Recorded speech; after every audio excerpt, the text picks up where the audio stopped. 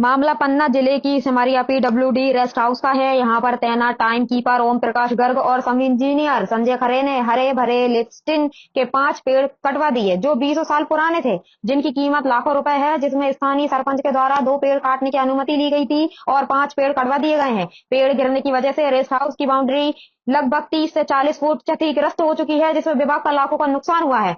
BO वहीं जब इस बात की जानकारी टाइम कीपर ओम प्रकाश गर्ग से लेनी चाहिए तो उन्होंने पूरी जानकारी देने से मना कर दिया और सब इंजीनियर संजय खरे को बताया गया कि उनके पास आपको पूरी जानकारी मिल जाएगी। जब सब इंजीनियर संजय खरे से इस विषय पर पूछा गया तो उन्होंने पेड़ों की अनुमति ली है बताया गया, लेकिन 5 पेड़ काटे गए हैं। इस विषय में आप क्या कहेंगे? हालांकि दोनों कर्मचारियों ने कैमरे पर आने से मना कर दिया। मीडिया को जानकारी लगने के बाद विभाग में हड़कंप मच गया है। बीओ2 वहीं आनन फानन में अवैध रूप से काटे गए 3 अन्य पेड़ों की जड़ों को जेसीबी मशीन की मदद से रात के समय मिट्टी से ढकवा दिया। जब इसकी जानकारी वरिष्ठ अधिकारियों को लगी तो फिर टाइम कीपर और सब इंजीनियर की मिली भगत से मौके के साक्ष्य सबूत मिटाने का प्रयास भी किया गया। रात में कटे हुए पेड़ों की जड़ों को जड़ से खोदना चाहा, लेकिन पूरी तरीके से खोद नहीं पाए। एंड बीओ वहीं पेड़ कटे हुए आज 5वां दिन है, लेकिन रेस्ट हाउस के अंदर 5 पेड़ों की लकड़ी अभी तक अंदर नहीं पहुंची। अब देखना यह होगा कि आखिर ऐसे कर्मचारियों के ऊपर विभाग क्या कार्यवाही करता है।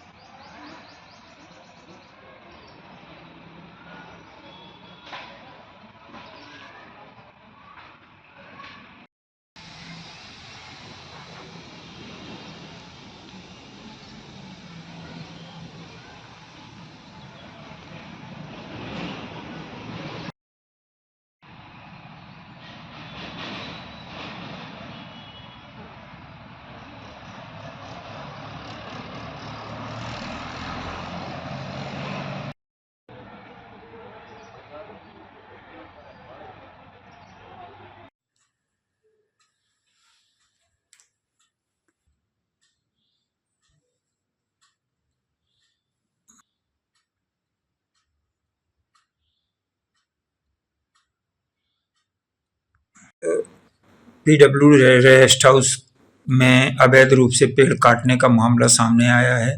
कहाँ का मामला है और कुल कितने पेड़ काटने की अनुमति दी गई थी विभाग के द्वारा? हमारे संज्ञान में ये मामला 2 दिन पहले आया है और सिमरिया रेस्ट हाउस से संबंधित है और हमारे विभागीय जो नीचे का अमला है उससे फ़ोन पे जो बात हुई उससे ज्ञात हुआ है कि 2 पेड़ काटने की अनुमति सरपंच या स्थानीय जो भी संस्था है उसके माध्यम से प्राप्त की गई है। जबकि देखा गया है कि वहाँ पे 5 पेड़ काटे गए हैं। अब 2 पेड़ और 5 पेड़ में काफ़ी भिन्नता है। इसकी वास्तविकता की जांच होना चाहिए फिर, और हम प्रयास करेंगे कि 2-4 दिन में हम खुद जाके वहाँ पर देख लें कि क्या है स्थिति और कहाँ से अनुमति प्राप्त की गई, किन कारणों से की गई, किसके आवेदन पे की गई, तब हम कुछ बात आपको बता पाएंगे। उसके पहले इस संवेदनशील मुद्दे पे बात करना उचित नहीं होगा। विभाग में मौजूद पीडब्ल्यूडी में जो टाइम कीपर है, टाइम कीपर के द्वारा तथ्यों को छुपाने का प्रयास किया गया है। जेसीबी से पेड़ों को ढांका गया है मिट्टी डाल के। ऐसे में 40 फुट लंबी दीवार भी क्षतिग्रस्त हुई है। किसको दोषी मानते हैं? ये आपका कहना है, आपने अभी बताया, हमारे संज्ञान में आया है।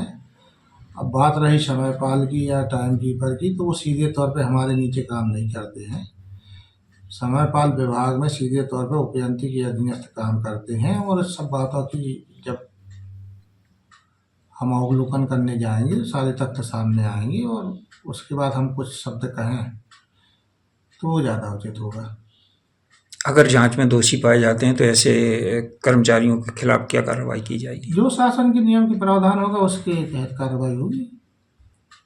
उसमें कहीं कोई मतलब तथ्यों को छिपाने या किसी को बचाने का प्रयास हमारे द्वारा तो नहीं किया जाएगा, क्योंकि रेस्ट हाउसों को एक वीआईपी